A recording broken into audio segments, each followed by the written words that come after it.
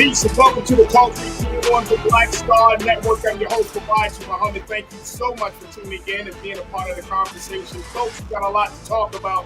First and foremost, let me ask this question. Helpful or harmful how one city in Wisconsin is looking to stop credit checks for potential police officers? I just want to have a conversation with you to see how important is that really. Also, we're going to talk about childhood obesity and how the American Pediatrics Academy, what they're planning, what their new guidelines are. We're going to be checking in with Dr. Bridget Cole to get her insight and analysis about the situation.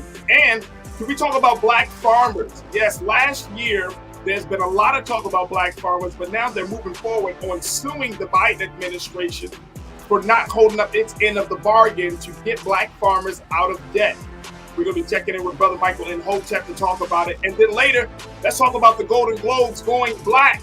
Folks, the Golden Globes are happening tonight, and it has a black host, a black executive producer, and so much more. Will this show a new change, a new wave of diversity in Hollywood? We'll have that conversation. So stay with us. All of that is happening on today's edition of The Culture here on the Black Star Network. Let's go.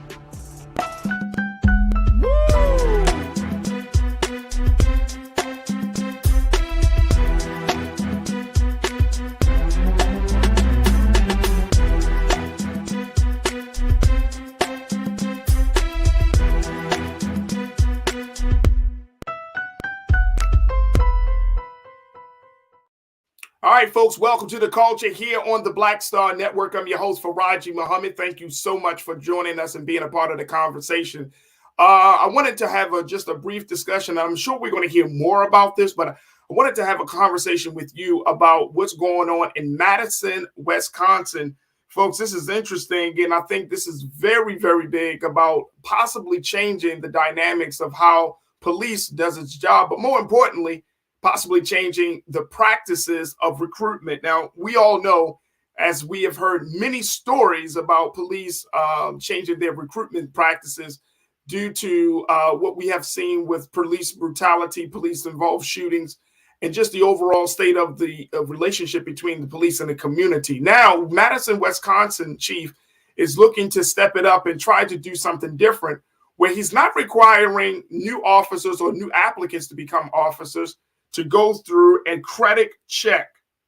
Yeah, take a look at this. This is the story that was ran in the Griot. Take a look at this, folks. It was reported that the city of Madison, Wisconsin will no longer conduct credit checks on prospective police officers, a decision that follows a conference hosted by the 3030 Initiative, a nationwide program that aims to boost the proportion of women in law enforcement to 30% by 2030.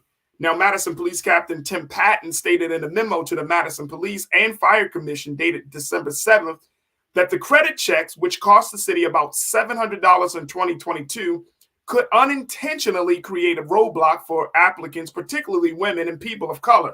This is what was reported by the Wisconsin State Journal. Now, the police chief said, per our research, multicultural populations have disproportionately lower credit scores due to discriminatory practices that are rooted in systems of institutionalized racism. This is what he told the Journal. Wow.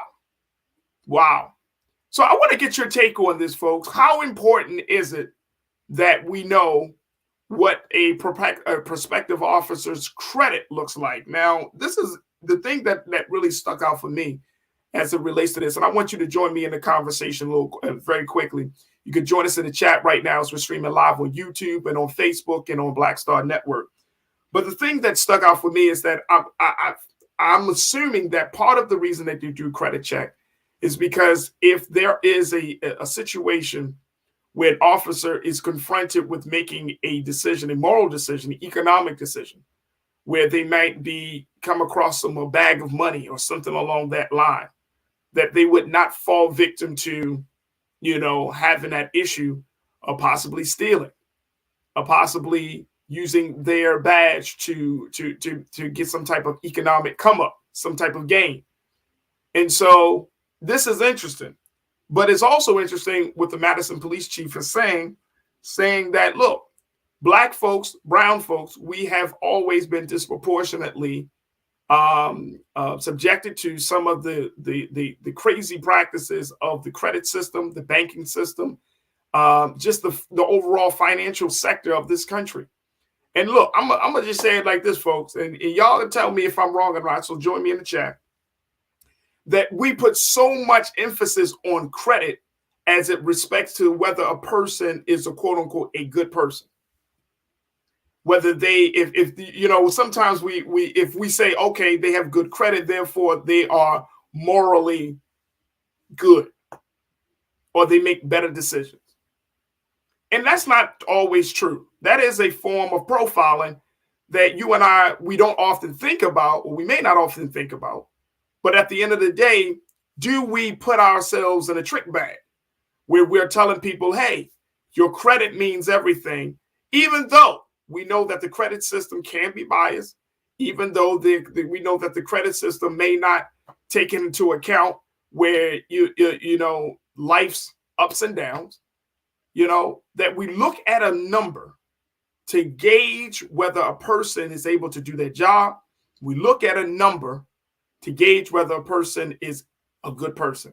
So I want to put it out there. Do you think this is good? Is this helpful or harmful to look at that particular metric as a way for us to figure out if a person should be in the line of duty, should be doing the great work of protecting and serving? All right, let me go to our online culture crew, because I know folks are checking in. Big shout out to my culture crew on YouTube and Facebook, man. Good to have y'all with me this afternoon. All right, Tiana, you kicked us off with it with your thought today. You said good credit doesn't equal good citizen. I like that, Tiana. I really, really, really like that. And we put in like, look, and you know, it's crazy because some of us, of course, not all of us, folks, but some of us really do break our necks to try to maintain or to get to that space, to that score. Because why? The systems that we are part of, if you want to get a decent home, if you want to get a decent car, if you're trying to get a loan for yourself or for your family or for your business, I mean, the credit score matters, right? We understand the significance of it.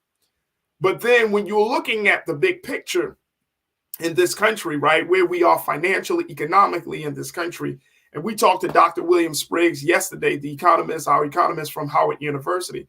I mean, when we're looking at all of the dynamics that make up the systems, and more importantly, what is determined whether a person gets further along or not, it's not just score. It's your ability to pay. Because sometimes life will throw curveballs at you. Say if you have to have medical bills, and those medical bills, you might have a great credit score, and those medical bills just, boom, blow up your score. You have a medical circumstance. Or you might have a situation where you go through a change of life situation, whether it's a divorce, or you might have a death of a spouse or your partner, right? We talk about that. Loss of job. And I mean, and it seems like, you know, as much as we want to believe that these quote unquote, these institutions, whether you're talking about banking institutions, you're talking about these credit reporting institutions, when we talk about these things, we were like, oh, they're going to be lenient. But at the end of the day, the bills don't stop, right? The bills just don't stop. So, Tiana, I am with you. And guess what? This happens to good people. This doesn't happen to just bad people or people that are just, oh, because you're poor, that means you're morally bankrupt. We got to get out of this, folks. And that is a huge part of our culture and our understanding and our view and our perception of people that I think has put us in a place where we just write good people off for the wrong reasons. All right, let me go back to what y'all got to say. Ming Lee, Natasha Search, you said, I'm sure Jeffrey Dahmer had good credit. Ooh, Jeffrey Dahmer.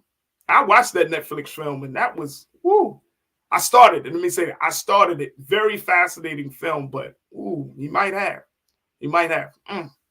That's a good one. Let's go to, let me see, from Conscious Thought. Thank you so much, Ming Lee. Conscious Thought, you said, in addition to credit checks, I would add mental health and psychological aptitude tests. When individuals are being sworn into positions of public trust and given a license to kill, not much off limits. So you agree, Conscious Thought. Let me make sure I understand. You're saying that, yes, credit check is important. I am wholeheartedly in agreement with you with mental health checks, right? And we should probably push mental health checks should be done maybe once to twice, maybe every 1 to 2 years, depending on how long, but every 2 years or I know once a year is probably something, could be. So we could say that, once a year you get a mental health check, make sure that you're still in the right frame of mind to do the work of protecting and serving. But I'm wholeheartedly with you. But credit checks, here's the thing. Here's the thing about that for me, Conscious Thought, and you tell me what you think, bro.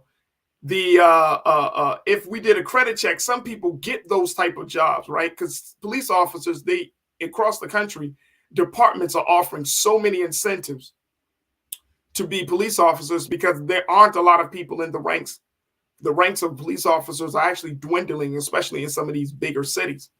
And so departments are kind of compelled to offer incentives, signing bonuses, family bonuses, right?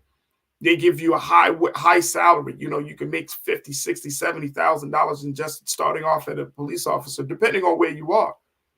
And so they need people. They need both men and women. And so even with the initiative, with the 30 by 30 initiative that Madison, Wisconsin is doing to try to bring more women into the department, again, it's really because the relationship between police and community has deteriorated over these years, of course, because of what we're seeing with this police brutality movement and just a larger movement against law enforcement. So, yeah, I agree with you. But the credit checks might not be the thing. People may be trying to get those jobs to improve their credit. And is that wrong? Is that wrong? Let's go back to what you got to say. Conscious Thought, my guy. Thank you so much. Janae, you checked in and say, agree. Ask Sam Bankman-Fried. Yeah, Sam Fried, who did the cryptocurrency. He's a part of that. Yep. Credit checks. Absolutely. Let me go to Lynette Pinky. You said some jobs you have to have good credit to get that job. A lot of people credit is messed up because of student loans and hospital bills. Isn't that something else? Lynette, ain't that something? You go to school, you get these debts, right? Your credit gets messed up, right? Because you're going to school. Now, you could go to school to be business. You can go to school to be a lawyer. You can go to school to be whoever. You get the loans. The loans are crazy. You're trying to get out into the work world. But more importantly, you're trying to contribute to society. And then once you get the loans, then you get hit with the penalty of the loan of debt, the penalty of debt. And then they penalize you for going to school to get the loan. They penalize you for having the debt because you didn't pay off the debt in an accurate amount of time.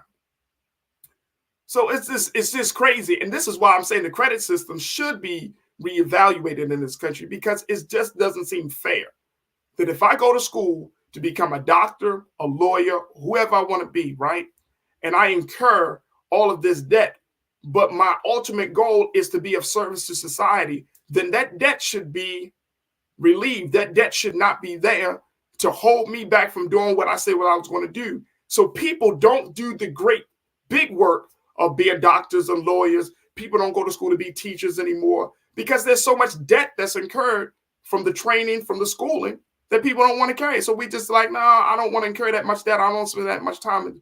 I'm spending a lot of time as it is in school, but now I got to come out with all this debt. And then when I come out with this debt, I get penalized for wanting to be better. Doesn't make sense. Doesn't make sense. And Lynette, thank you so much. So it's a something to see. And I think this is an interesting conversation that we need to keep looking at. But I wanted to open up the conversation with you. Look, we got to take our first pause. When we come back, let's talk a little bit more. I'd love to get more of your thoughts on this situation around credit and being what it takes to protect and serve in this country. Stay with us. It's The Culture here on the Black Star Network.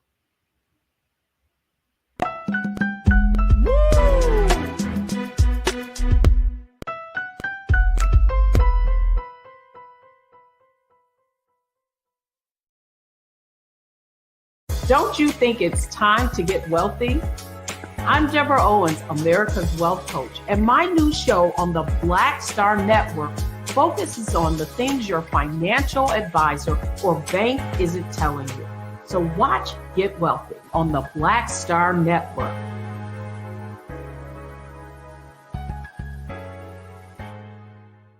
When you talk about blackness and what happens in black culture, We're about covering these things that matter to us, speaking to our issues and concerns. This is a genuine people-powered movement. There's a lot of stuff that we're not getting. You get it, and you spread the word. We wish to plead our own cause. Too long have others spoken for us. We cannot tell our own story if we can't pay for it. This is about covering us. Invest in Black-owned media. Your dollars matter. We don't have to keep asking them to cover our stuff. So please support us in what we do, folks. We want to hit 2,000 people, $50 this month, raise $100,000. We're behind 100,000, so we want to hit that. Y'all money makes this possible. Check some money orders. Go to P.O. Box 57196, Washington, D.C. 20037-0196. The Cash App is $RM Unfiltered. PayPal is R Martin Unfiltered. Venmo is RM Unfiltered. Zelle is Roland at RolandSMartin.com. Hatred on the streets, a horrific scene, a white nationalist rally that descended into deadly violence. White people are losing their damn minds. An angry pro-Trump mob storms the U.S. Capitol. We're about to see the rise of what I call white minority resistance. We have seen white folks in this country who simply cannot tolerate black folks voting. I think what we're seeing is the inevitable result of violent denial. This is part of American history. Every time that people of color have made progress, whether real or symbolic, there has been what Carol Anderson at Emory University calls white rage as a backlash. This is the rise of the Proud Boys and the Boogaloo Boys. America, there's going to be more of this. There's all the Proud Boys, guys. This country is getting increasingly racist in its behaviors and its attitudes because of the fear of white people. The fear that they're taking our jobs, they're taking our resources, they're taking our women. This is white fear.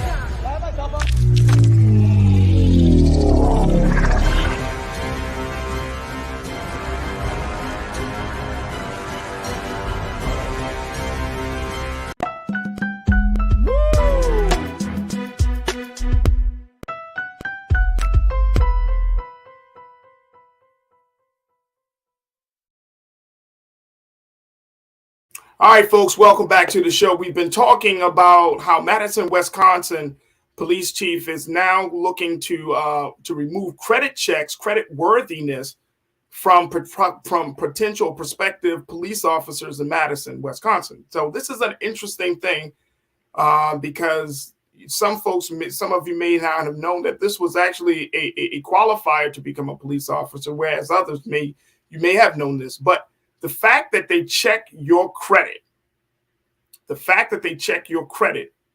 is always a point of contention. And in Madison, Wisconsin, the police chief, Tim Patton, has made the point that, look, black and brown folks have disproportionately have been on the lower end when it comes to the credit rating system. And it serves as a roadblock. It is a problem to getting new officers in the ranks and files. So I'm asking the question, is helpful or harmful? What do you think? I want to go back to what you got to say. Make sure you join us on the conversation. Post your comments in the chat, and let's continue to discuss. Janelle, you say, look, I never understood why credit worthiness was considered when it comes to job applications. An error or an arbitrary entry shouldn't have that much control over your life. Facts. Janelle, it shouldn't. It really shouldn't. Like, again, I think we attribute morality, good quote of being a good person with your ability to pay off debt. Now, again, we already know life can throw some curveballs at you, folks. So why do we put so much emphasis on your debt? Now, I get it. Like, for some folks, for some things, like if you got to buy a house or a car, I get it.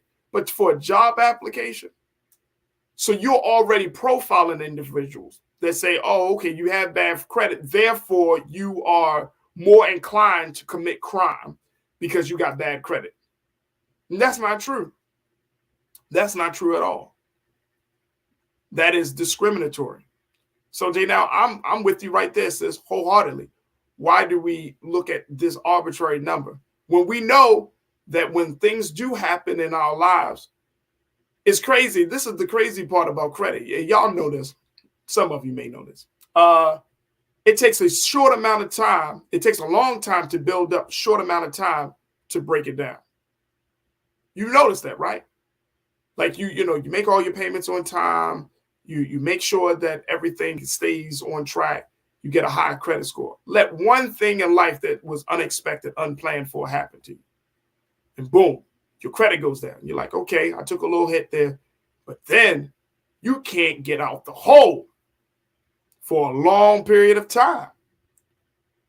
So it's that type of imbalance that I think causes people to really question whether this is a good metric to look at for anything that we want to do in life, whether we want to buy something or just to get a job. All right, let me go to Conscious Thought. You said, look, I remember over 20 years ago, police municipalities across the county were so desperate to fill their ranks that they allowed people with criminal records entry into law enforcement. Dang, that's a new one. I haven't heard that one, Conscious Thought. That's a brand new one, bro. So that is interesting to say the least. That's very, very, very interesting. Thank you so much for posting that. McCole, you checked in. McCole Spicer, you said, look, I've had credit checks for various jobs that I've applied for. There is a reason that employers check your credit. What were some of the main reasons, McCole? I would love to hear it. What were some of the main reasons why employers checked your credit? What were some of the thoughts? Just post that, and I would love to kind of get that back on air because I'm interested. What do employers say to folks who say, okay, we're going to do this credit thing? What are some of the main reasons for that? Emily Nett, you came back and said student loans and interest rates was a mess. College used to be free before the end of Jim Crow segregation. When more blacks started going to college, started going to college, that's when it wasn't free anymore. Right? We don't have to jump into that conversation because we already know the situation. We already know the situation on that. So when we're looking at this situation, I think this speaks volumes about where we are. And honestly, I really truly believe, folks, that we're at a point in this country because so many people in this country are experiencing some level of economic hardship. Remember, there was that old adage that said that, that you're like one paycheck away from being on the street, or two paychecks away from being on the street. I think we can change that now that in this day and time with inflation and everything else that's happening, we're probably like one paycheck away from being on the street. Probably like one paycheck from being on the street, folks. And that's not a good place to be. When you have a majority of people in this country, and you remember we heard Dr. Spriggs yesterday, and he made this point, and it stuck out for me, really resonated with me. He said that, you kind of get penalized, like, we're talking about the higher interest rates that the Federal Reserve has, determined. And he's like, you get penalized in a way because you're bringing in too much money, so they're trying to keep it under control. But that's only for the few of us who make a certain amount of money over what they would expect you to make. That's only for the few of us. And so it's important that we like kind of push back on this. I'm looking at this report, and when the chief of police in Madison, Wisconsin, Chief Tim Patton, he claimed that the reports tended to indicate that potential officers' history of unpaid child support that guided the course of their background inquiries in the limited cases where they deserved attention. The chief said that in his analysis, given the lack of actionable information, the cost of running the reports and the potential possibility that we may miss the opportunity to meet a great candidate, we chose to request a change to the PFC's process. Child support. Child support. If a person, most likely the man, if the man can't pay for this child, well, what's the reason for that? Right? What's the reason? Is he just not wanting to pay, or he just doesn't have the financial resources to pay?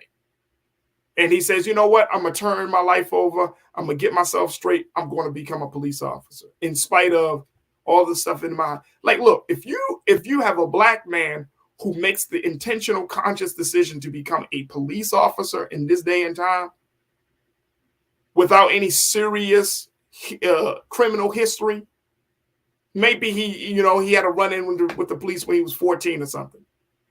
But if you have a person like that who is looking to become a police officer, then why stop that process?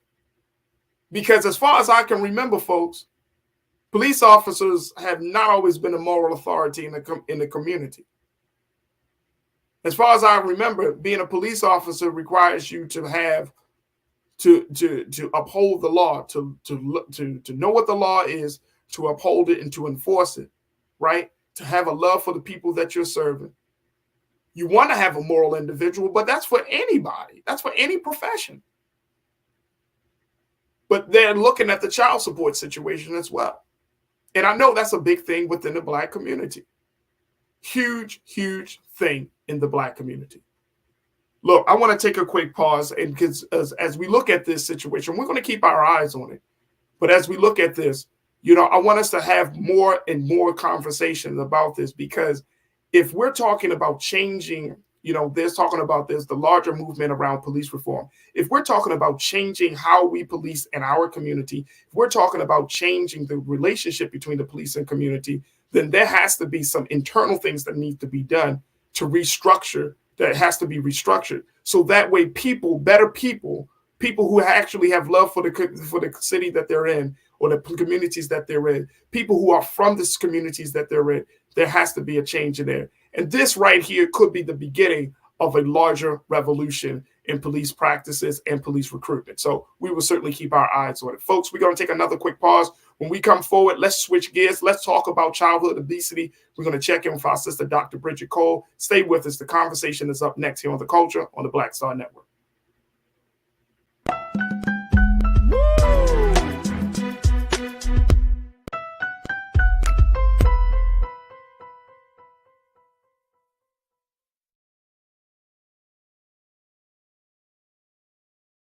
Pull up a chair, take your seat.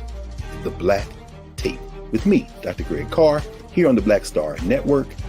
Every week, we'll take a deeper dive into the world we're living in.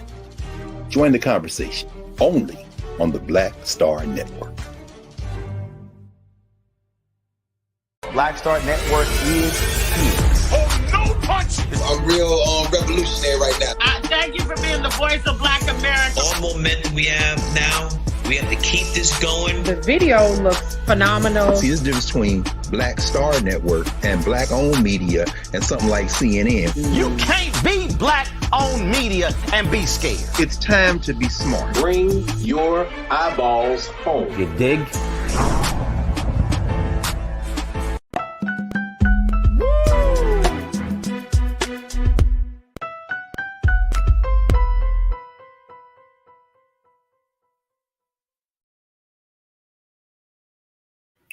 All right, folks, welcome to The Culture here on the Black Star Network. I wanted to switch gears now to talk about something that is an epidemic across this country, which is the issue of childhood obesity. Now, if you're not familiar with this issue, the fact is that children are in this country especially, are more exposed to eating, to bad eating habits, to eating foods that are not healthy for them. And at the current rate, we're not looking at having a healthy future. So there has been a number of discussions about childhood obesity, how to handle this serious issue in the community, especially within Black and Brown communities. And so we wanted to have a conversation here because there has been a new change of guidelines on how to deal with this issue. According to the American Academy of Pediatrics, their new guidelines is showing this, and I want to show this. Take a look at this, folks. This is some of the latest word that we got from the American Academy of Pediatrics. It says that children with obesity should be offered more intensive treatment options earlier, including therapy and medication, says the leading U.S. pediatricians group. Now, the American Academy of Pediatrics' new guidance on childhood obesity, the first in 15 years moves away from, quote, watchful waiting or delaying treatment to see if children outgrow obesity. The group is now advising pediatricians to offer treatment options early and at the highest available intensity for one of the most common chronic diseases among children. Untreated, obesity is associated with a range of long-term health problems, including heart disease and diabetes. Here to share with us this situation is a certified medical professional, She's also author of a book about cannabis use, and more importantly, to look at various ways on how we can deal with long systemic issues from alternative means is Dr. Bridget Cole-Williams. Once again, we are happy to have her here on The Culture, here on the Black Star Network. Dr. Bridget, thank you so much for your time today. How are you this afternoon? Great to see you, Farajii. Dr. Bridget, let's talk a little bit about this. Actually, we're going to have two conversations with you. I want to talk about this childhood obesity thing, and then I want to talk about with the big hoo-ha in New York City with the opening of their new dispensary, now that they have allowed cannabis to be used recreationally based on that new law from last year, from 2021, excuse me. But let's talk about this childhood obesity situation. So this new guideline is trying to do what? Is it trying to intervene in the process earlier and to provide treatment? And then what does that mean, treatment? What does that mean in medical sense? Absolutely. So the American Academy of Pediatrics have basically launched the code red when it comes to childhood obesity, that we have approached this with this watchful waiting, try to do some lifestyle changes. But what they've seen is that children younger and younger are within the obesity range. And once you start to gain these fat cells and have a lifestyle that produces a certain level of weight and medical issues coming back from that is incredibly difficult to be able to lose that weight, lose those fat cells, and to get more back into the normal range. So they have launched Code Red on this. They've done extensive research, 100-page guideline that they've pulled together to look at all aspects of obesity with children, including neighborhoods, lifestyle, socioeconomics, and long-term outcomes for this. And they have said that we can no longer sit back and not be aggressive, and decided that we can now offer medications as well as even surgery to even some of our youngest of children. Wow. So medication and surgery, can't sit back. You can't be passive aggressive with it. Mm-hmm. Where does proper diet fit into this whole thing? Where does, making sure that parents are equipped with the tools, whether it's resources, knowledge about, healthy food, healthy eating. Where does all of that sit in this whole conversation now? Absolutely. So it's first and foremost, we're not sitting back and saying, let our children gain this weight and we'll just give them meds and surgery. And that is not their approach by any means. But they are saying that this is about motivational interviewing, meaning how do we eat? How can we make lifestyle changes? How can we make this most effective so that we can avoid the surgery and the medications? And so it's not just looking at how we eat, but it's how well we're moving. It's about how interactive we are with our friends and family. They're looking at this from every aspect. And the fact of the matter is, I don't know anyone that wants their kids on medications, and definitely don't know anyone that wants their kids having surgery. But we have to have a huge cultural shift if we want to change the road that we're on. And I'm not just talking about the general population, of course. I am specifically concerned about Black Americans. I'm concerned about that 22% of children are within the obesity category. We have to do something about what we're doing with our community to make a shift and to make a change. So one of the big things, you brought up those numbers. The other number that I saw, Doc, is that this is a problem that affects children.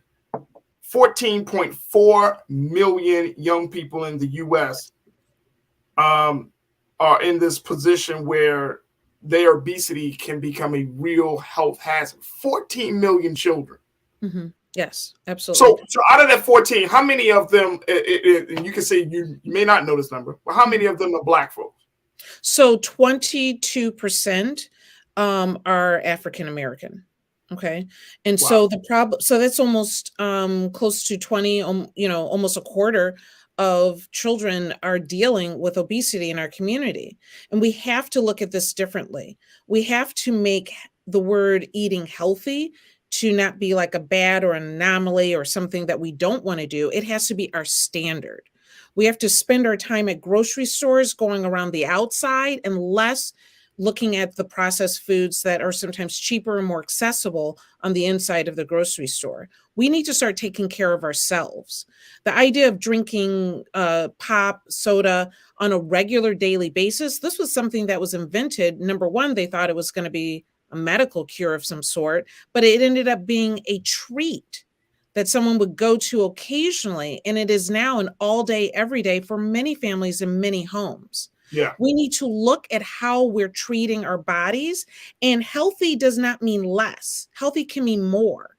We can have a snack, shouldn't have to be cookies and candies and chips. A snack can be fruit, and it should be a positive aspect of it.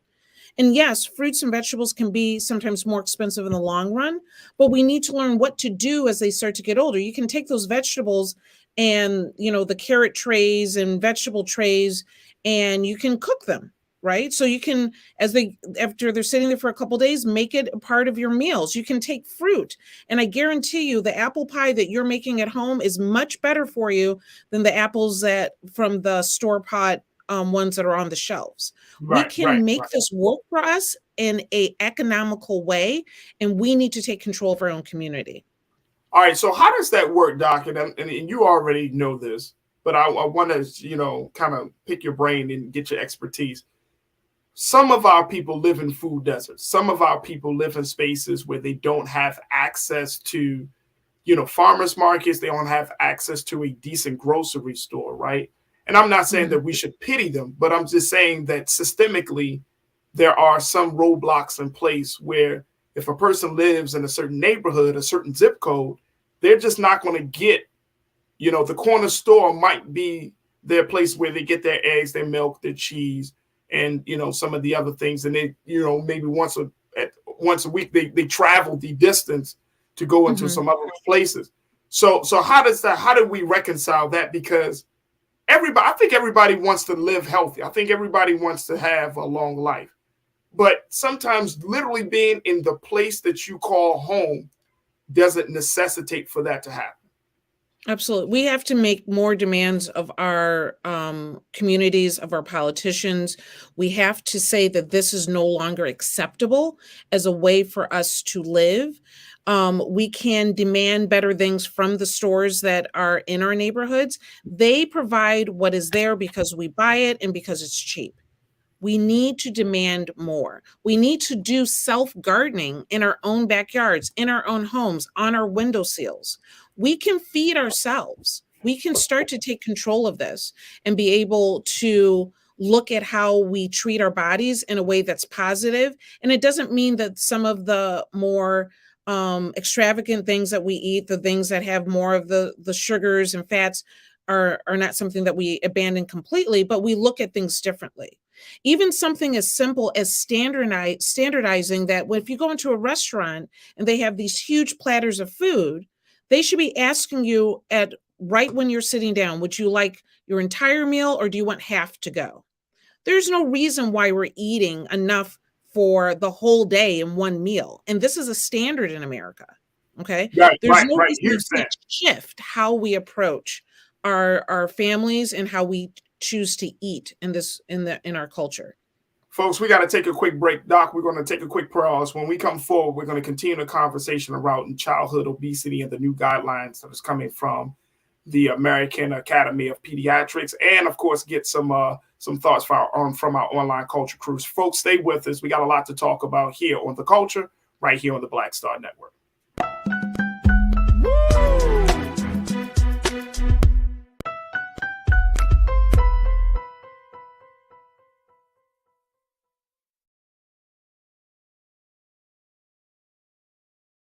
Black Star Network is here. Oh, no punch! I'm real revolutionary right now. Thank you for being the voice of Black America. All momentum we have now, we have to keep this going. The video looks phenomenal. See, this difference between Black Star Network and Black-owned media and something like CNN. You can't be Black-owned media and be scared. It's time to be smart. Bring your eyeballs home. You dig? When you talk about blackness and what happens in Black culture, we're about covering these things that matter to us speaking to our issues and concerns. This is a genuine people-powered movement. There's a lot of stuff that we're not getting. You get it, and you spread the word. We wish to plead our own cause. Too long have others spoken for us. We cannot tell our own story if we can't pay for it. This is about covering us. Invest in black-owned media. Your dollars matter. We don't have to keep asking them to cover our stuff. So please support us in what we do, folks. We want to hit 2,000 people, $50 this month, raise $100,000. We're behind 100,000, so we want to hit that. Y'all money makes this possible. Check some money orders. Go to P.O. Box 57196, Washington, D.C. 20037-0196. The Cash App is $RM Unfiltered. PayPal is R Martin Unfiltered. Venmo is RM Unfiltered. Zelle is Roland at RolandSMartin.com.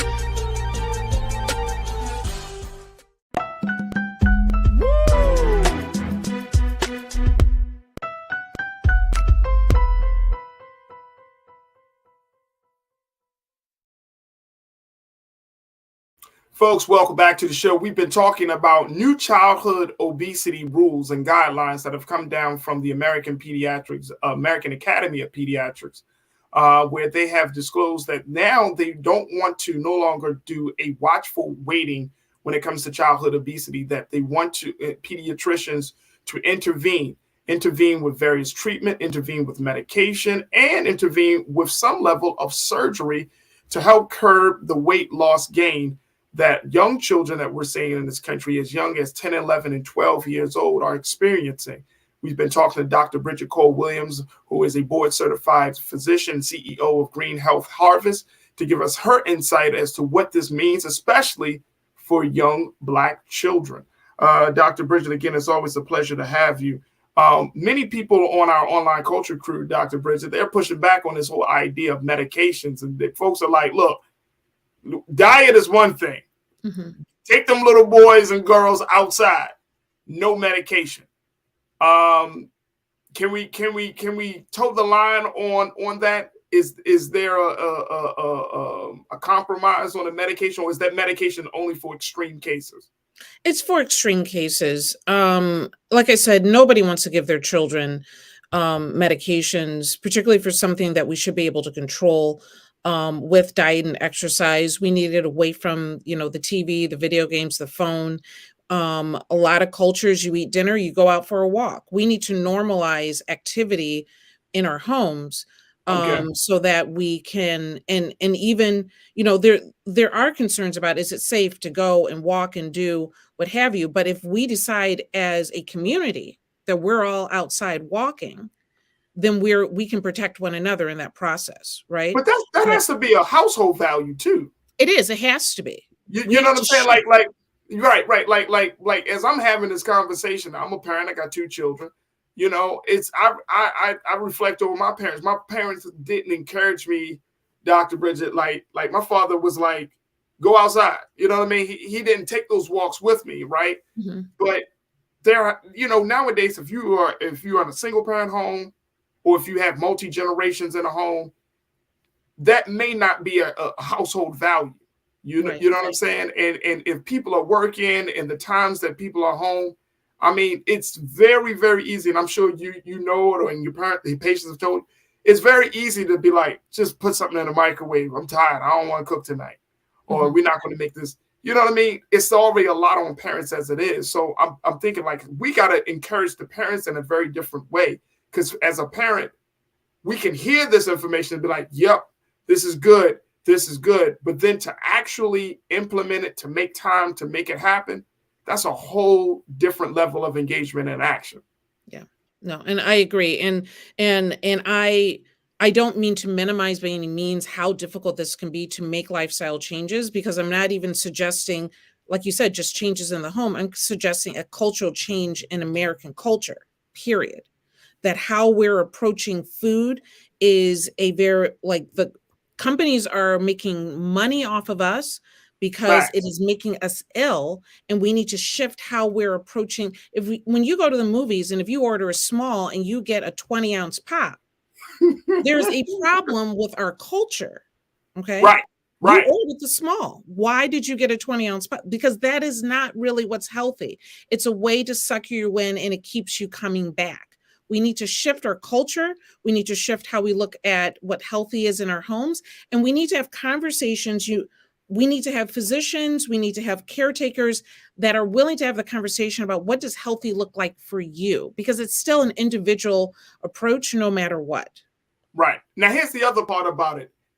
Is the American Academy of Pediatrics, are they going to put some pressure on these food companies, these major food companies, for creating over-processed food? You know, one of the big things that we don't allow in our household is high fructose corn syrup, right? Just a small thing. I read the labels.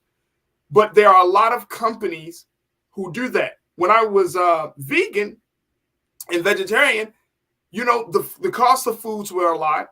And then you found out that, you know, some of the foods literally just didn't taste that good because they didn't have certain ingredients in it. So I'm saying, like, who is putting the pressure on the food companies to say, hey, you guys are contributing to the problem. Like, this is not just a parent thing. This is not even just a child thing. You said it best. This is a culture thing. And the culture is dictated by these institutions, as we can call it. Big food is doing it. So is anybody putting pressure on them?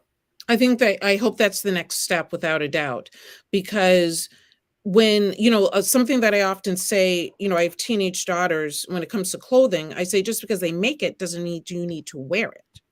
And when it comes say that for the people in the back, Doc. Just because they make it doesn't mean you need to wear it. And just because they make these foods does not mean that we need to eat it. We need to approach this differently. And the pressure does need to be put on that. There are so many times in American history where big money makes a decision that pads their pockets, but is absolutely destroys our culture and society. And I can bring up one incident after another. We have to make a shift. And if they're talking about giving our children medications and, God forbid, surgeries, and in the worst case scenarios, if that's going to save their lives, that's fantastic. But weight loss surgery in itself is no miracle by any means. If anything, it's a dangerous surgery. Even if you're talking about banding that's reversible, it's a very serious thing to consider. This should not be entered into lightly. So what are we going to do now that now it is code red? What are we going to do in our homes? What are we going to come together and do as a culture? Because we have to change this epidemic. Absolutely. Absolutely. Hey, Doc, I know this is a huge problem, so we want to continue to take a look at this. But I was like, well, I got Dr. Bridget Cole Williams on the show. I got to talk to her about cannabis.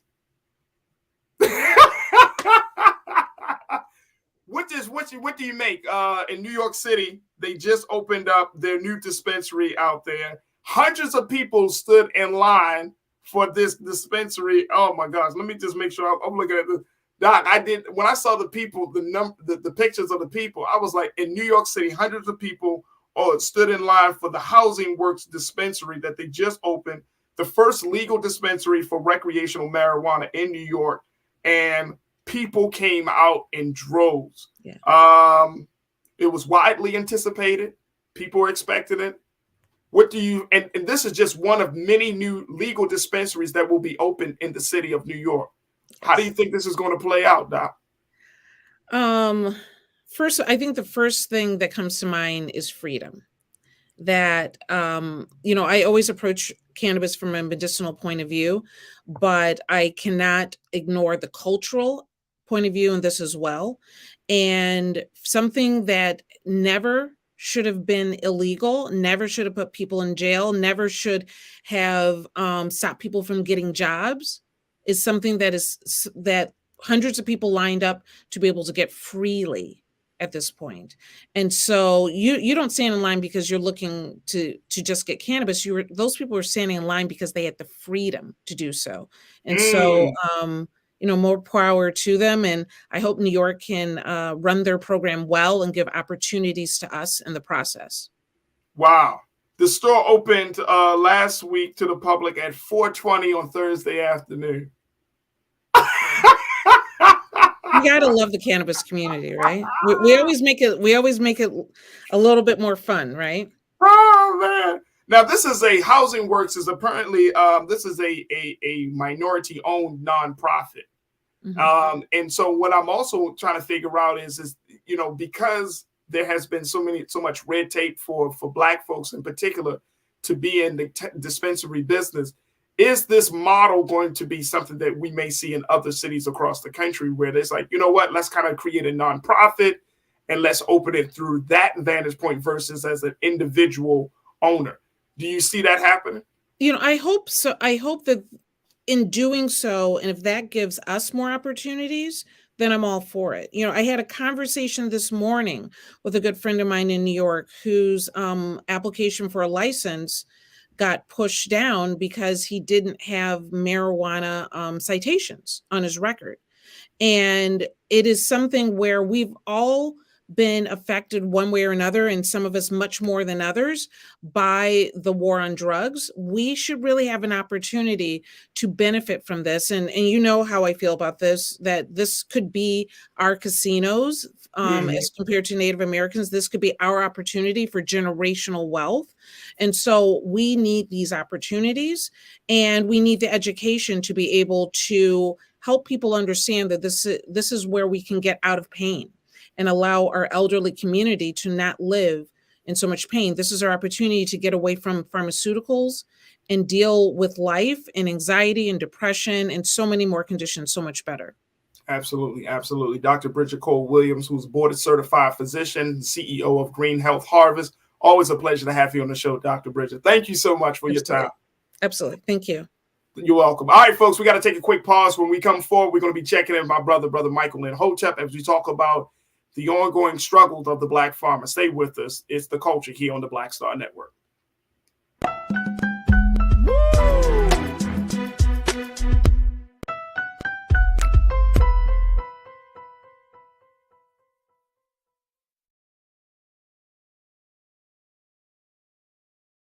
Hi, I'm Dr. Jackie Hood Martin, and I have a question for you. Ever feel as if your life is teetering and the weight and pressure of the world is consistently on your shoulders? Well, let me tell you, living a balanced life isn't easy. Join me each Tuesday on Black Star Network for A Balanced Life with Dr. Jackie. We'll laugh together, cry together, pull ourselves together, and cheer each other on. So join me for new shows each Tuesday on Black Star Network, A Balanced Life with Dr. Jackie.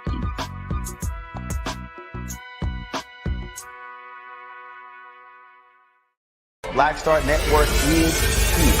Oh, no punch! I'm real revolutionary right now. Thank you for being the voice of Black America. All momentum we have now, we have to keep this going. The video looks phenomenal. See, there's a difference between Black Star Network and Black-owned media and something like CNN. You can't be Black-owned media and be scared. It's time to be smart. Bring your eyeballs home. You dig?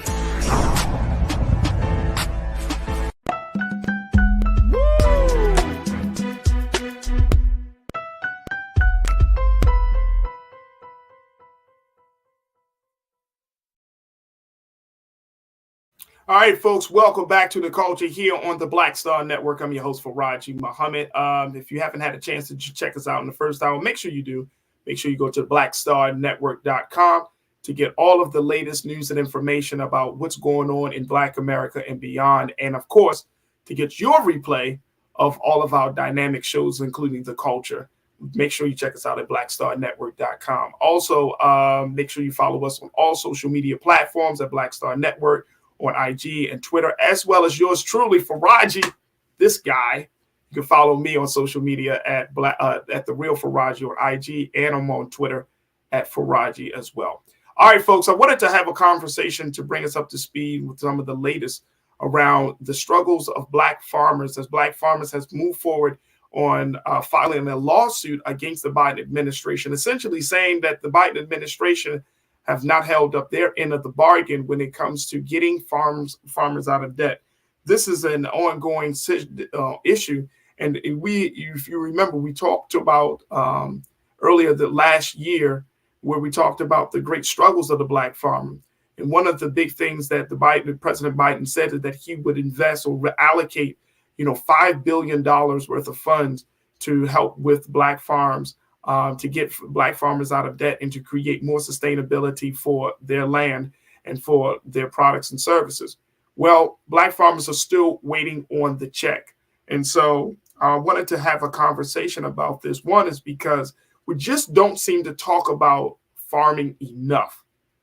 We don't seem to kind of really bring that into the space of social justice. Yes, we could talk about police brutality. We could talk about housing.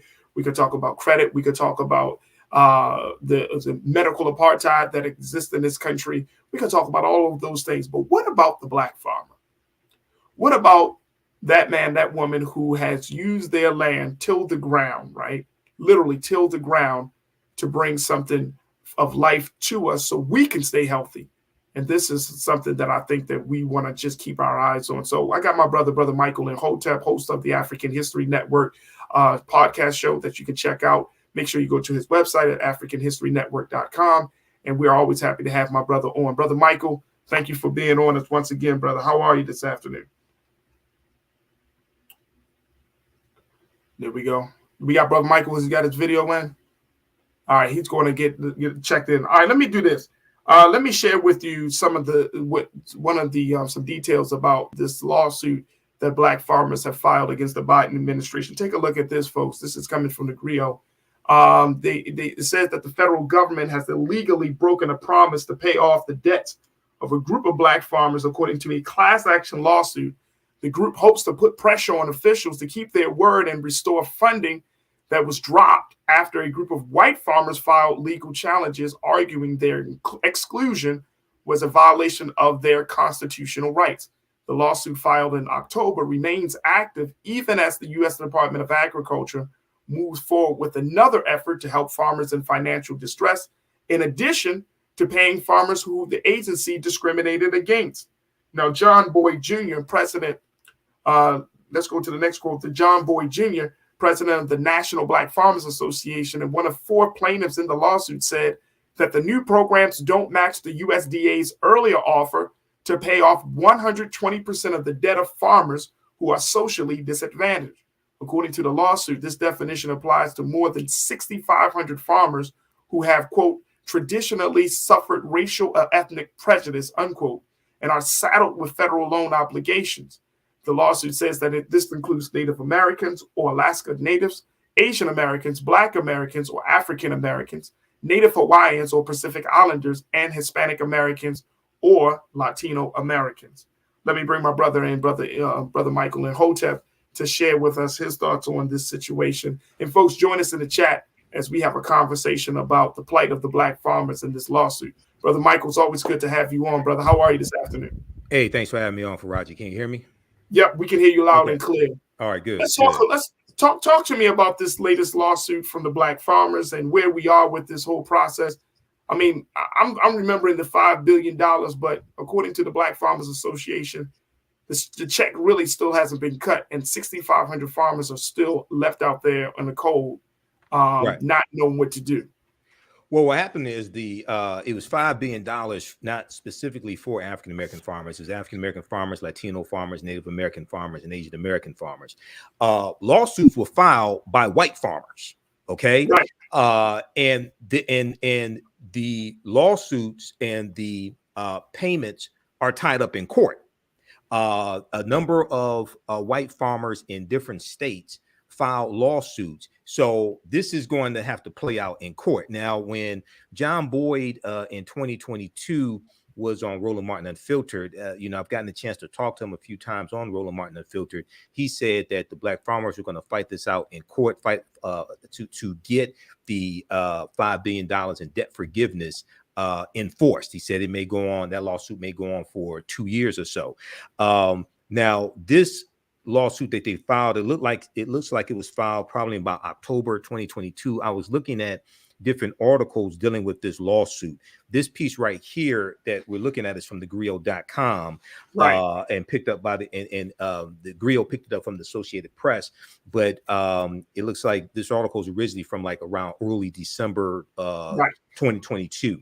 So it looks like this is a lawsuit filed by Benjamin Crump on behalf of the Black farmers, and they are complaining about the second type of debt forgiveness that the federal government is trying to do. And this deals with $3.1 billion. Congress provided $3.1 billion that would allow the USDA to be able to work with distressed borrowers to provide help with their farm debts in new and more effective ways to help borrowers as much as possible, stay on land, stay in agriculture, etc. So it looks like Congress is, and the Biden administration is trying to find another way to help the farmers that won't get blocked in court, that won't get overturned in court. Because you got to remember, see, one of the things that they did is they filed, the white farmers filed these lawsuits in courts that are overseen by Trump appointed judges, generally speaking, number one. Okay. Number two, if these lawsuits go to the U.S. Supreme Court, you're dealing with a 6-3 conservative majority in the U.S. Supreme Court. Three of those Supreme Court justices were appointed by Donald Trump. All right. Right. So you're dealing, I mean, hopefully they win in court. I don't know. I don't know. Hopefully they will. But because it is an irrefutable fact, African-American farmers have been discriminated by the U.S. Department of Agriculture for the last 100 years. But you can just go back to the year 2020. Okay. Because in 2020, under the Trump administration, white farmers got almost $26 billion in COVID aid from the Trump administration, whereas African-American farmers got 1/10 of 1% of that. They got $26 million. This article I'm posting here in the chat, this is from the Washington Post. This is a interview with Tom Vilsack, who is Biden's new Secretary of Agriculture. He was the Secretary of Agriculture under the Obama administration. Now, John Boyd and other African-American farmers did not want Tom Vilsack to be Secretary of Agriculture because they had problems with him under the Obama administration. Biden was saying he needs somebody who understands the job, can hit the job, hit the ground running, doesn't have to be trained in the job. And Vilsack said he would do better with black farmers this time around. Apparently, he hasn't so far. We'll see what happens. Apparently, he hasn't so far. But Tom Vilsack, in this interview with the Washington Post, and this article was dated from March 25th, 2021, talked about how under the Trump administration, African-American farmers were discriminated against. So I would like to hear from Benjamin Crump on this. And I also want to hear from the Biden administration on this lawsuit, especially U.S. Agriculture Secretary Tom Vilsack as well on this lawsuit also. Here's the thing why I brought this up, and I'm glad that you brought some history and some context on this, Brother Michael. The reason I'm bringing this up is because, like I said in my opening statement around this issue, we're just not bringing this into, when we talk social justice, farming is not a part of the conversation, brother. Right. You know what I'm saying? I mean, just culturally, like we don't actually think about this. Right. And so, you know, even for me, it's like, Farajii, you know, you got black farmers out there that are struggling right now. Absolutely. So it's like, well, how do we make sure that we have this conversation in a very, very big way, significant way? Of course, we're watching the eyes on the lawsuit, right? And even say if they're blessed to win this lawsuit, that might get drowned in. That's not going to be on the front page of the paper, right? Of our local newspaper. Black farmers win lawsuit. You know what I mean? So I'm just trying to figure out on a cultural perspective. You know, we just talked to Dr. Bridget Cole Williams about, you know, eating healthy and childhood obesity. Now we're talking about farming. And it's like, man, look, we got some real issues with food in this country. And I think that it's important that we really understand the significance of it. Also, especially given that food costs so much now in a lot of places around this country. Well, they're contributing factors. I was looking at information today dealing with the increase in the price of eggs. And a lot of that has to do with the bird flu, the avian flu, the bird flu that is killing off a lot of the hens that lay the eggs. Okay. So there's a number of different things here. This ties into history. Number one, we have to understand that African people are the original farmers. We created agriculture. Okay. But a lot of us have forgotten this history. And, you know, part of it has to do with the fact that farming during the Great Migration and afterwards, farming was somewhat probably looked down upon by some African Americans who were able to go into new industries, were able to go to college, able to get away from farming, things like this. And a lot of that had to do with sharecropping. A lot of that had to do with seeing their parents struggle, maybe when it came to farming and having land taken away, dealing with white supremacy, not dealing with farming from the perspective of you have a federal government that is supporting you and helping you with your farm like it did white farmers. Okay, so when we look at very quickly here, when we look at the Great Migration, starting in 1915, from 1915 to 1970, you had 6 million African Americans migrating from the South up north and out west, going to work in factories. During World War I, 1914 to 1918, you have corporations and factories up north marketing to African Americans in the South to come up north and work in these factories, come get a better way of life, come out of the cotton fields and things like this, because you had white men who were going to fight in World War I and they left jobs behind. So this created a labor vacuum. So it was a lot of African Americans who moved from the South up north to fill these jobs, get a better way of life, get a better wage. And then we're going to also see this continue after World War I. We see in World War II, and then after World War II, we're going to see this continue. So part of it has to do with not really fully understanding our history, that the foundation of a community is family, but also being able to provide food for yourself. Okay. And we have a deep, rich history in when it comes to agriculture. We have a deep, rich history there. And then also part of that history deals with the co-ops, the cooperative economics. Yep. One of the largest co-ops that we had was the Black Colored Farmers Union, founded about 1886 in Texas. And this co-op grows to about 1.2 million farmers, something like this. It's one of our largest co-ops. And what they're doing is they're sharing farm equipment, they're sharing agricultural practices, and it was a way for us to pull our resources together so that we could save our farms, grow food, provide food for our communities, etc.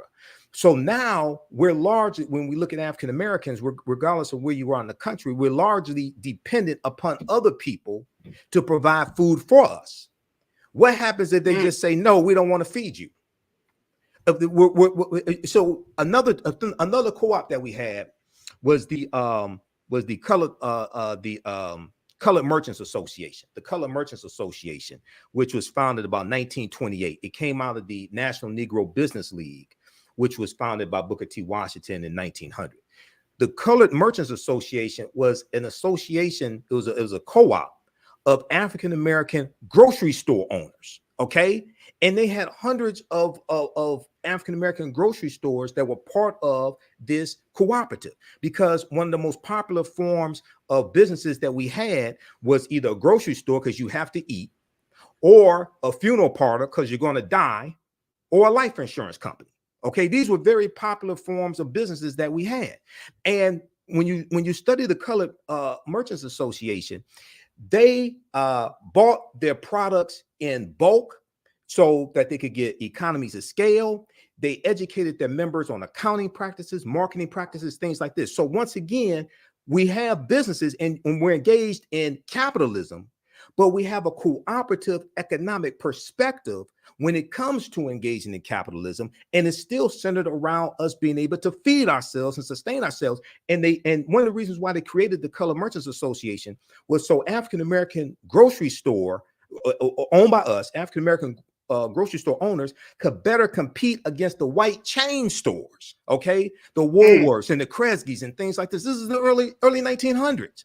So a lot of these ways that we fought back against white supremacy, we've gotten away from, and these are things that we have to sankofa, we have to reach back to go forward, or fetch back to go forward, to understand how we were able to deal with these problems in the past to meet the needs of the community in the present and the future.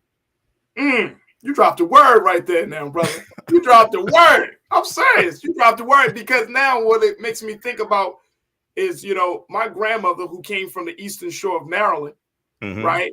You know what I mean? She came up under that. And may God be pleased with her.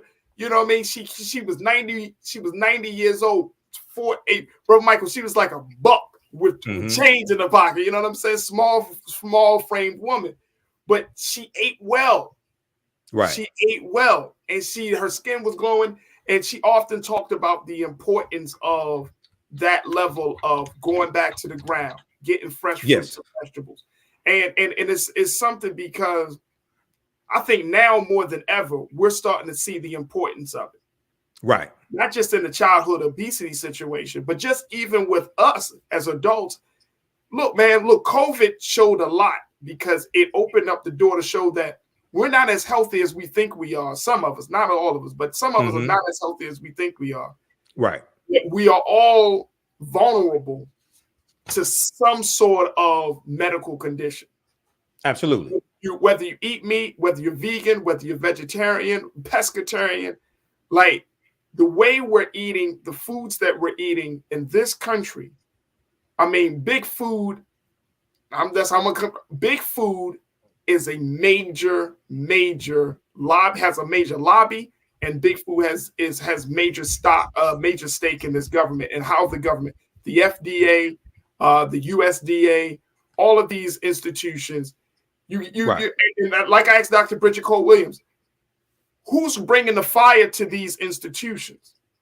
Right. Because you can't tell the people, hey, y'all need to eat better. Y'all need to watch your sugar intake, your salt intake. You can't tell black folks, y'all have high diarrhea, not diarrhea, diabetes. Y'all have all other issues. But then you're not going after the institutions that produce the food, that manage the food, and that essentially sets the guidelines on what is acceptable and what's unacceptable.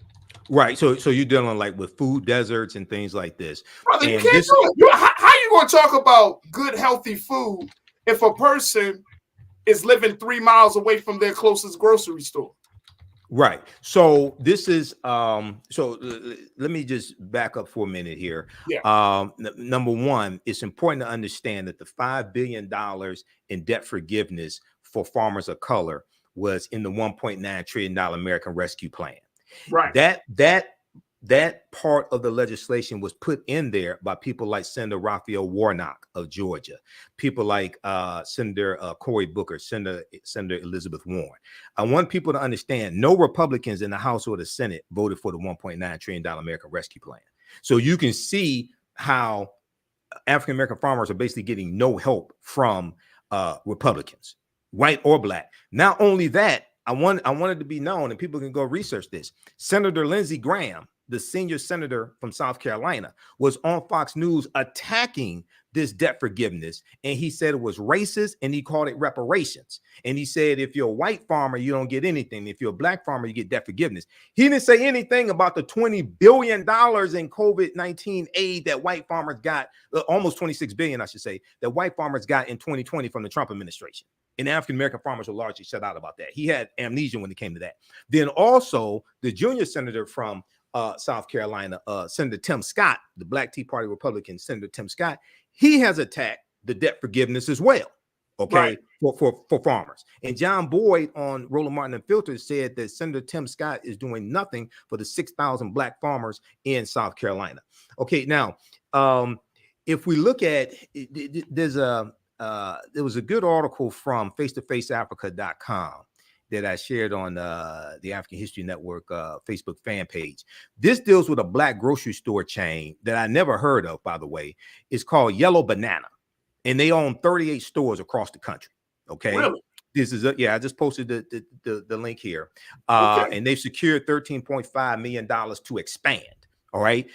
We have to, if it doesn't already exist, there has to be a link. There has to be a infrastructure of where a black grocery store chain like Yellow Banana and any other black grocery store chains out there can build this pipeline to get products and to get produce and any other products from black farmers into these grocery stores to get it into the African-American community. If we can't feed ourselves, I don't know what else we can do. Okay. I mean, that's just basic. Okay. Professor James Small talks about food, clothing, shelter, and safety. These are basic things that African Americans need: food, clothing, shelter, and safety. So you have groups like D-Town Farms here in Detroit, and the Black Food Security Network, which is a cooperative, and I'm a member of the cooperative as well. So shout out to them. They're building a cooperative grocery store here in Detroit. Is going to be the cooperative economics, the co-ops that I think really save us. And people like shout out to Malika Kinney and everybody at D-Town Farms, but people like Dr. Jessica Gordon Nemhard, who is probably one of the top authorities on the history of the co-ops. She's been educating a lot of African Americans over the past few years. She wrote a book called Collective Courage, which deals with the history of African American co-ops and the different types of co-ops and benevolent societies we've had, from the Free African Society in 1787 to Color Merchants Association, different things like this. But is going to have to go back and study that history and understand, how did we deal with these problems in the past when we're dealing with white domestic terrorism, when we're dealing with segregation, etc. But one of the getting this information out about the lawsuit from the Black farmers is why African American owned media is so important, and responsible African American owned media, because a lot of people don't know that this is taking place. Absolutely. And the other thing is that the Congressional Black Caucus has been at the forefront in trying to get aid for Black farmers also. See, that gets left out of the narrative as well. Okay, so all this is extremely important. Absolutely. Look, we got to take a quick pause. When we come forward, folks, let's have a few more minutes talking about the plight of the Black farmer here in America. Let's get your take on the conversation. Plus, also, the Golden Globes are tonight, and it's going all Black. We're going to talk about what's happening behind the scenes and how diversity will be on display. Stay with us. Those conversations will be up next here on The Culture, right here on the Black Star Network.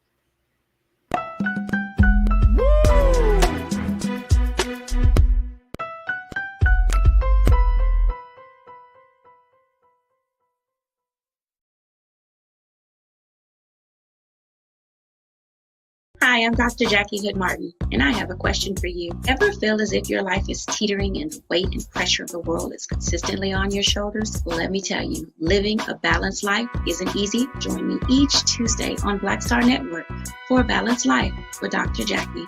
We'll laugh together, cry together, pull ourselves together, and cheer each other on. So join me for new shows each Tuesday on Black Star Network, A Balanced Life with Dr. Jackie.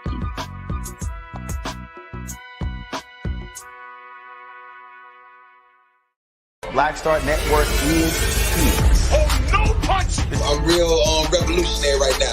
Thank you for being the voice of Black America. All momentum we have now, we have to keep this going. The video looks phenomenal. See, there's a difference between Black Star Network and Black-owned media and something like CNN. You can't be Black-owned media and be scared. It's time to be smart. Bring your eyeballs home. You dig?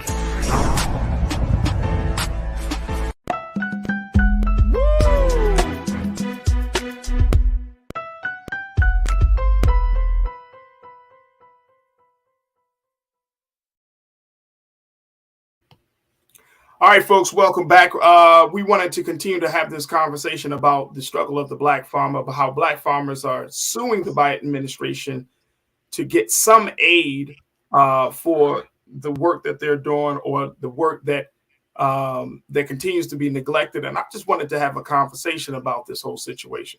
And so we've been checking in with Brother Michael Imhotep, who is the host of the African History Network podcast show. And also, you can check him out on the AfricanHistoryNetwork.com. I want to get some comments from our online culture crew here, Brother Michael, as we talk about farming. I think everybody is in agreement. Food is life. This is the important issue. Right. But going back to that general point that you just made, that one is that we are not having these conversations. If it wasn't for Black media, I don't know if these conversations would even really be discussed. Right. So that's why it's important for us to have this space. And then two, you know, the reality is that Black farmers are struggling and can contribute a whole lot to the hunger issue here in America. Yes. And we don't, black farmers just don't have to farm for black people.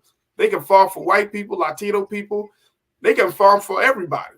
Right. And if we look at the hunger issue in this country, brother, I've done work with food pantries in Baltimore. And when I see the food pantries, when you see the quality of food coming into some of these pantries, and people are just giving their donations, but the cans look dented, the food looks old. It's the quality. I mean, the food pantries accept it, but it's not up to par. You know what I mean? Right. It's not up to code of what you would normally see in the grocery store, what you would want to buy. So when we look at the hunger issue, it's crazy that 6,500 black farmers are in a situation where they're waiting on aid and to try to get some level of debt relief from the situation. Let me go to Taylor. Hi, Taylor, you posted, said, hi, the African-American farmers wanted Marcia Fudge. She's over there making changes in HUD. I see why. Yeah, Marcia Fudge over there doing the work that she's doing. Yeah, that was who they wanted. Former member of the Congressional Black Caucus, but she was put in HUD, and Biden said that he needed somebody in the Department of Agriculture that knew that job already. Vilsack was the former Secretary of Agriculture under the Biden administration, as I said before. John Boyd and the black farmers had problems with Vilsack under the Obama administration, had problems with them then. And Vilsack said he would do better this time. At least on this, I don't know about on the other issues then with black farmers, but at least on this issue here, he has not so far, at least. So hopefully they're successful with their lawsuit. I really want to hear from Benjamin Crump, John Boyd, but also the response from the Biden administration. I haven't seen what the response from the Biden administration is regarding this lawsuit. Absolutely. Conscious Thought, my guy, you checked in and said, point to ponder. If we had black farmers growing food in the U.S., then we would not have to depend so much on countries outside of the U.S. for certain grains to supply the needs in U.S. So we know that America is a major wheat distributor. Russia is a major wheat distributor. We've had conversations, Brother Michael, talking about the wheat crisis that hit the continent of Africa, and how the Russia-Ukrainian war has affected the food distribution and the food supply in Africa. So to Conscious Thought's point of having the black farmers as a way to bring that in, so we don't rely on that. What do you make of that? What do you take from that? Conscious Thought what you would need more black farmers growing wheat and things like this to be able to really supply the nation, if we just look at the U.S. in to the level that it needs to be. There's about 45,000 or so African-American farmers, and it's declining. All of them don't grow wheat. So you would have to have an increase in the farmers, and they would need some type of federal subsidies to help them be able to do that as well. Because, and then at the same time, here's the other thing that gets left out of the conversation. African-American farmers are competing against the corporate-owned farms also. And that's another thing. This is why the cooperatives, if you have these farmers who are belonging to cooperatives, this is why the cooperatives can help them more so, because even a lot of white farmers are getting squeezed out by the corporate-owned farms also. Okay, so that's another factor when we deal with this. But one of the ways to help support the African-American farmers is for them to be able to link up with a black chain like Yellow Banana. And Yellow Banana operates under the Save-A-Lot brand name when it comes to grocery stores. Oh, okay. But it's still African-American owned. See, that's another strategy there also. That's talked about in that article on face-to-faceafrica.com. So we have to look at these different strategies to really bring these things into fruition, and I'll wrap up with this. Dr. John Henrik Clark, one of our great Grandmaster Scholar warriors, I agree with him on this. He said don't come to me talking that nationhood stuff, because a lot of black people say we want a nation, we want a nation. He said until you have acquired the skills that are necessary to manage and run a nation. You need to understand agriculture. You need to understand oceanography. You have to understand how economies work, how the political structure works. You have to obtain and acquire the skills needed to manage a nation before you can start talking about we want a nation, we want a nation. Hey, see, brother, it's easier to say we want a nation. It's much harder to acquire the skills to actually manage a nation. That man is speaking nothing but to my soul when he said that one. Right. I'm telling you, I always question that, brother Michael, that the fact that when I've had numerous conversations with black folks to talk about nation. Of course, being in the nation was up. People, man, we need a nation. Like, bro, we need to build a school, build a grocery store, get a bank. Right. Let's start from there. The basics. And the basic stuff, shelter, safety. Okay. Come on, man. Like, if you can't make your own underwear, how you gonna manage a nation? Okay. So it's the basics. Acquire the skills, get the basics done, then you can manage a nation. And this is the same thing for people who say we need to separate. 99% of people who say we need to separate are still here. They haven't gone anywhere. Okay. So once again, it's understanding, acquiring these skills and utilizing these skills that are needed to build a nation. All right. So it's much more than just a saying or a hashtag or something like that. No, it's hard work. It's a lot more. It's a lot more. And to get to the skills to that point is like, how many of us can really run how many of us really know what it takes to open up a supermarket, for one, let alone to open up a number of supermarkets? I would love to talk to Yellow Banana to get to the folks that the leadership of that group to try to figure out, like, how are you doing this? There was a supermarket in East Baltimore, brother Michael, called Apple and Oranges. Mm-hmm. And they were maybe about 10 blocks or so away from Johns Hopkins Hospital in a part of East Baltimore that was legitimately a food desert. Right. And unfortunately, they closed down. Black owned, closed down, and people were like, well, what happened to it? Brother, I will tell you, and I've gone to it. Every time I drove past it, because it was right on the North Avenue, right on a major road in Baltimore City. Every time I drove past it, 1 or 2 cars in the parking lot. Right. Right. In a predominantly, this neighborhood was black. You know what I'm saying? Right. So, black. It's a couple things here. See, and here's the part.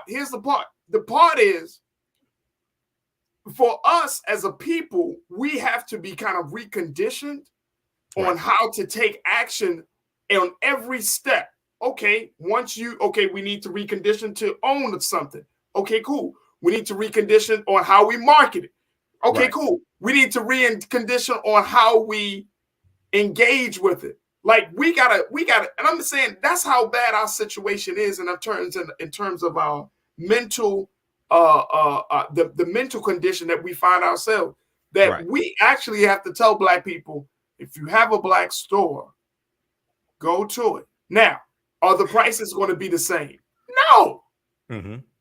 You can't compare one supermarket to Target, Walmart. Right. who has economies of scale and have hundreds of locations. Kroger's and Costco. Right. And it's like, and people are like, man, I can get a case of water from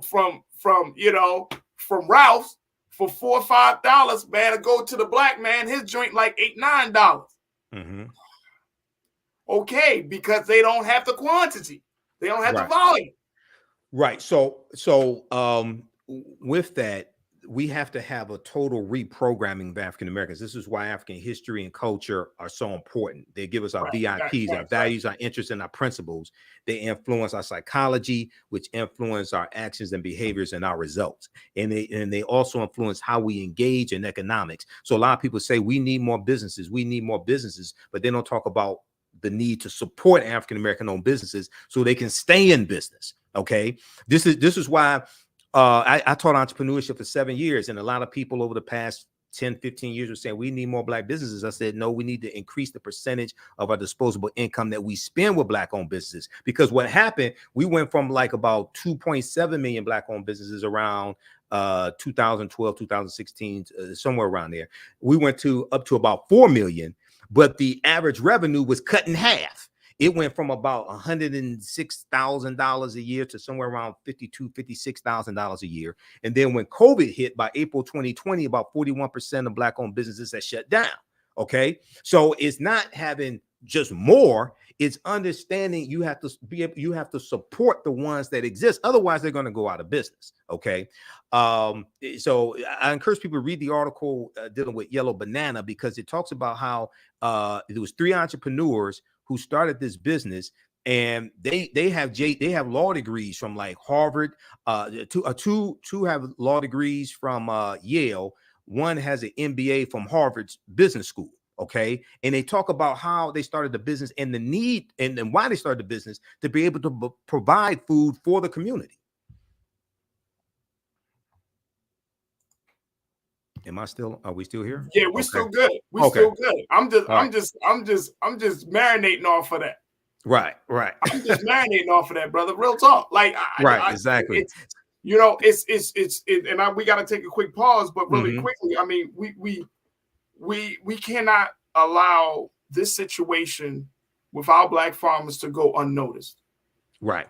And I think that it is super, super important. I'm so happy, Brother Michael, that you brought up Yellow Bananas into this conversation, because some of us, we like, well, we need proof. Okay, you got proof. They got 38 stores. You know how, some of the proof is in our history. The proof is in our history. We had hundreds of black-owned grocery stores in the early 1900s. The proof is in our history. People's history and culture teaches them how to deal with the problems in the past, in the present, and the future to meet the needs of the community. The proof is in our history, and that we're still here. Okay, so we have to understand how we dealt with those problems before. And as you mentioned with that piece, bro, history has shown that we can become an independent people, a nation inside of a nation. History has legitimately shown that. Ever since we were removed from chattel slavery, we have shown that we can build, we can prosper. History has shown that. Every great leader, whether you're talking about Marcus Garvey, I don't care what black leader, the most honorable Elijah Muhammad, every great black leader has given us something, a glimpse of what our heaven could look like right here on earth. History has shown it. Right. We just got to go back to, like you said in the earlier remark, do the same Kofa and go back and look at it, because we're trying to reinvent the wheel in 2023, man. And it's like, bro, we don't need to reinvent the wheel. Let's just look at what they did. Look at how they did it. Dealing with much more, right? They were dealing with some serious issues. It's in our head back then. It was physical. Now it's mental. We are in our own heads, bro. Right. We are in our own heads about our liberation, our existence. And at this point, we got to get out of our own heads. We got to take a quick pause. When we come forward, let's move forward. I want to have a conversation about the Golden Globes because they are going all black, Brother Michael. So I know you like talking about Hollywood. All right. We can have that discussion. Stay with us, folks. That conversation is up next here on The Culture, right here on the Black Star Network.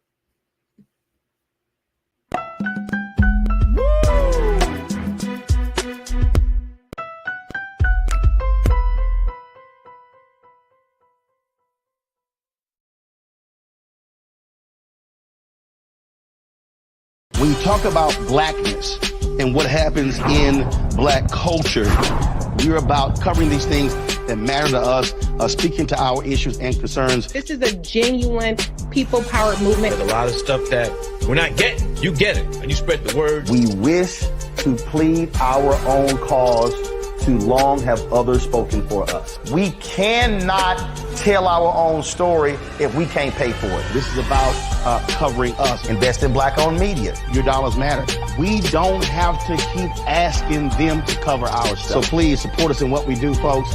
We want to hit 2,000 people, $50 this month, raise $100,000. We're behind 100,000, so we want to hit that. Y'all money makes this possible. Check some money orders. Go to P.O. Box 57196. Washington, D.C. 20037-0196. The Cash App is $RM Unfiltered. PayPal is R Martin Unfiltered. Venmo is RM Unfiltered. Zelle is Roland@RolandSMartin.com. Black Star Network is here. Oh, no punch! I'm real revolutionary right now. Thank you for being the voice of Black America. All momentum we have now, we have to keep this going. The video looks phenomenal. See, there's a difference between Black Star Network and black-owned media and something like CNN. You can't be black-owned media and be scared. It's time to be smart. Bring your eyeballs home. You dig? Hatred on the streets, a horrific scene, a white nationalist rally that descended into deadly violence. White people are losing their damn minds. As an angry pro-Trump mob storms the U.S. Capitol, we're about to see the rise of what I call white minority resistance. We have seen white folks in this country who simply cannot tolerate black folks voting. I think what we're seeing is the inevitable result of violent denial. This is part of American history. Every time that people of color have made progress, whether real or symbolic, there has been what Carol Anderson at Emory University calls white rage as a backlash. This is the rise of the Proud Boys and the Boogaloo Boys. America, there's going to be more of this. Here's all the Proud Boys, guys. This country is getting increasingly racist in its behaviors and its attitudes because of the fear of white people. The fear that they're taking our jobs, they're taking our resources, they're taking our women. This is white fear.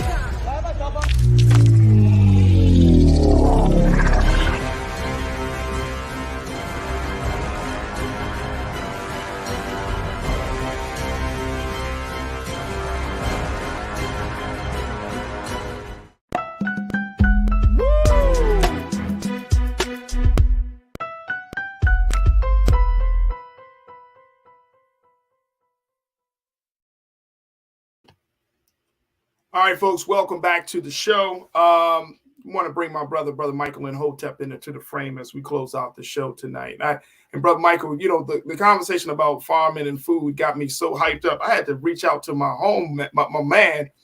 I'm going to try to get him on. He's a pastor out of Baltimore, the great Pastor Heber Brown III. Okay. And he runs the Black Church Food Network. And what they do is they are working to get the churches into food sustainability, black farming. And so, you know, by the grace of the God, we're able to bring him on to give us a little insight as to what the church can do for to help, because some of these churches, even the small churches, have a little plot of land. Exactly. And if the churches get back into and I'm not saying churches, I'm not throwing no shade on no church. I'm just saying in mass, if the church becomes a way for us to raise fresh fruits and vegetables, like in Baltimore, there were over 1,400 churches in the city of Baltimore. It might be a little bit less or more now, but can you imagine if you have that many churches with a small plot of land, and the churches are in spaces where the grocery stores aren't, so they can fill the gaps of fresh fruits and vegetables for those communities that may be suffering from some level of food of apartheid.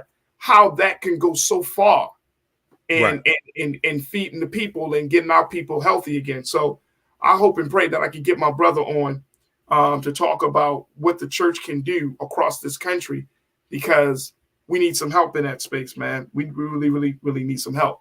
But I wanted to take the last few minutes before we wrap up today's show to talk about the Golden Globes, because they are diversifying tonight. The Golden Globes will be airing, folks. And more importantly, this year, they have a black host, a black executive producer, and the content is going to be geared toward making sure that our black artists in Hollywood are given their due justice. Brother Michael, where do you take what's your stand on diversity in Hollywood and how these award shows are now leaning more towards getting? I can see your face already, brother. Yeah, I mean, there needs to be diversity in Hollywood. There needs to be good, positive representations of African Americans, African American families, intelligent African Americans. There needs to be diversity. But when it comes to these award shows and reading over this, now we don't know who's going to win the awards, but we've seen attempts like this before where they have more African Americans involved in hosting the show, giving away awards, but we don't win the award. Right. And it's critical. There are two critical parts to this. One is, who are the people who are actually casting the votes for the winner? Because they have, even with the Oscars, even though there's more diversity in those who are casting the votes, they're still overwhelmingly white. And they end up voting for their friends who are white also. Okay. So winning the Golden Globes, winning the Oscars can really positively impact the trajectory of African-American careers, earning dollars, earning potential at the box office, etc. And then when the same thing with the Emmys when it comes to TV, things like this. So having more African Americans involved in the production, things like this, that can be good, but we have to win the awards as well. Yeah. Okay, no, because that really helps to impact the earning potential of our movies. Absolutely. The award ceremony will be co-executive produced by, or executive producer will be Jesse Collins. Mm-hmm. Jesse Collins, he produced the Emmy Award winning hip hop heavy 2022 Super Bowl halftime show with Dr. Dre and all of them. Right. He also is the man behind the BET Awards, BET Hip Hop Awards, Black Girls Rock, and the Soul Train Awards. So they brought him on. His co-producer is a sister named Dion Harmon, and the Golden Globes will include a diverse assortment of Black and LGBTQIA plus personalities on stage.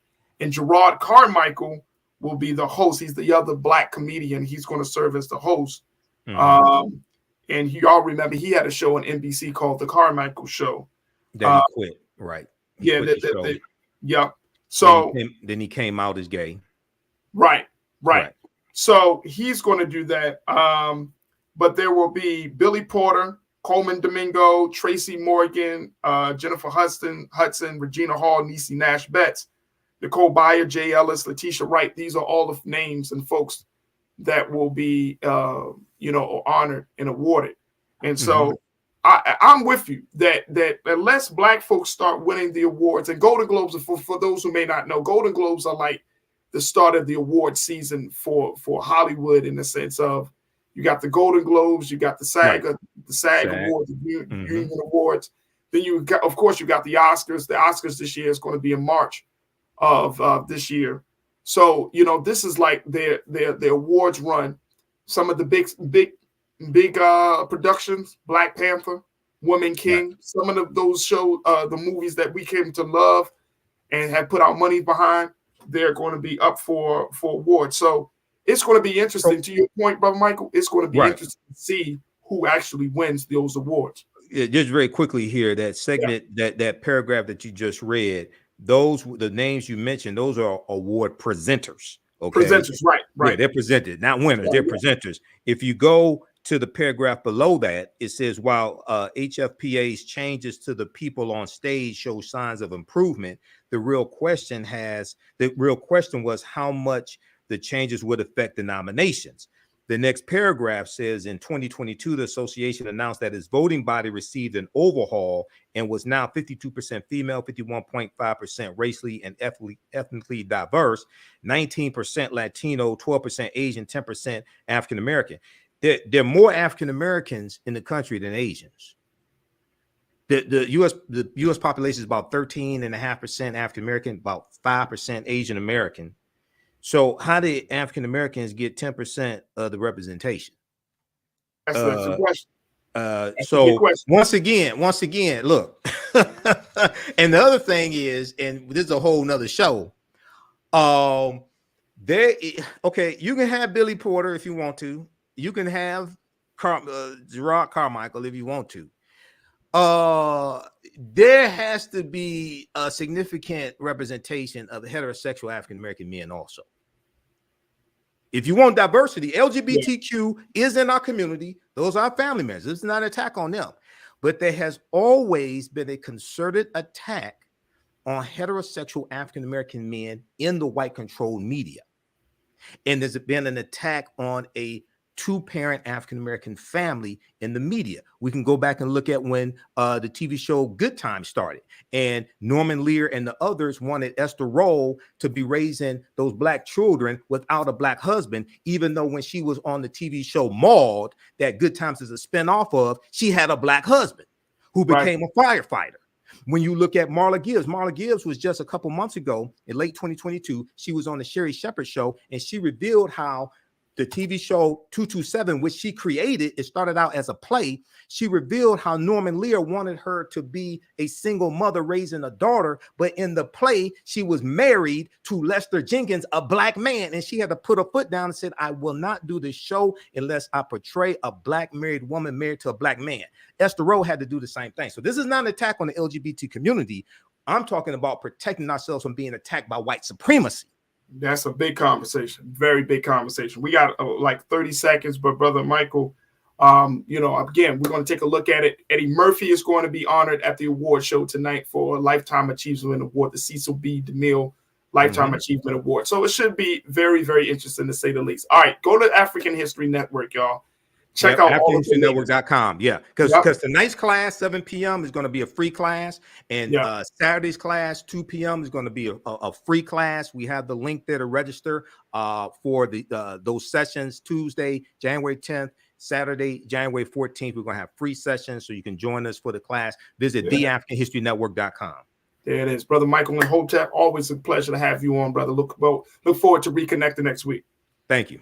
All right, fam. All right, folks, that's going to do it for us. Thank you so much for tuning in. Make sure y'all go to Black Star Network. Show y'all continue support financially. Continue to share the content. Let folks know Black media is here, and we're here to stay. We need your help. We need your support. We need you to keep this momentum going.